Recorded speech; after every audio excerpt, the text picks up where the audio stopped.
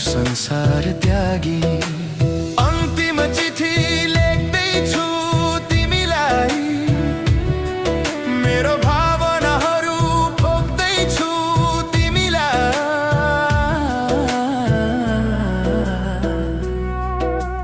मनभरि दुःखको पीडाहरू छन्, कसरी सहनु पछुतो नमानु, बिर्सन सके सुखी रहनु, माया बिर्सन सके सुखी रहनु। म मरेर के भो तिमीलाई, म जस्तो हजार पाइहाल्छौ, तिमी खुसी हुन्छौ भने मनभरि पीडा लिएर तिम्रै लागि जीवन